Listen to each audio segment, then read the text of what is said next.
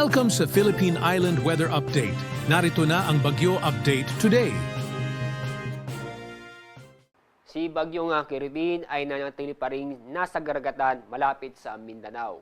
Kasalukuyan, ang layo ng sentro ng Bagyong Kiribin ay nasa 230 kilometers silangan ng Davao City o 205 kilometers silangan ng Tagum City, Davao del Norte.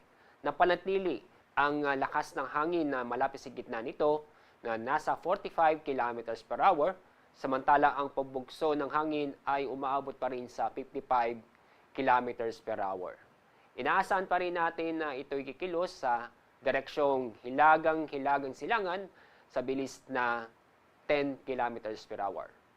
Inyong mapapansin, malaking bahagi ng Visayas at Mindanao ay nakakaranas ng maulap na kalangitan at may mga pag-ulan. Dulot po yan ng bagyo at yung extension mismo ng bagyo at ng shear line. Kaya paalala sa mga kababayan po natin, lalo po sa Bicol Region, buong Visayas at Mindanao, ay patuloy pa rin tayong mag-ingat dahil sa nandiyan pa rin po ang banta ng landslide o flash flood dahil sa pag-uulan at may inaasahan pa rin tayong o may na-expect pa rin tayo ng mga malalakas na pag-ulan.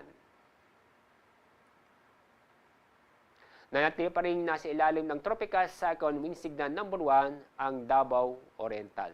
Kaya asahan ang maulan na panahon, may kasamang pagbugso ng hangin.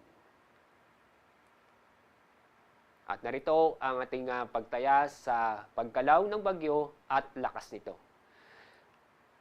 Sa susunod na 24 oras, inaasahan pa natin na hihina ang Bagyong Kiribin at magiging low pressure area. Pero natin sinasabi na muli ito maging bagyo after nitong dumaan sa Mindanao hanggang umabot sa West Philippine Sea. Kaya patuloy po natin itong babantayan sa anumang development ng bagyo ngayon at sa mga susunod na araw. Kahit wala tayong gale warning, mag-ingat pa rin tayo dahil malakas pa rin ang hangin dala ng amihan at dulot epekto din ng shear line at ng bagyo.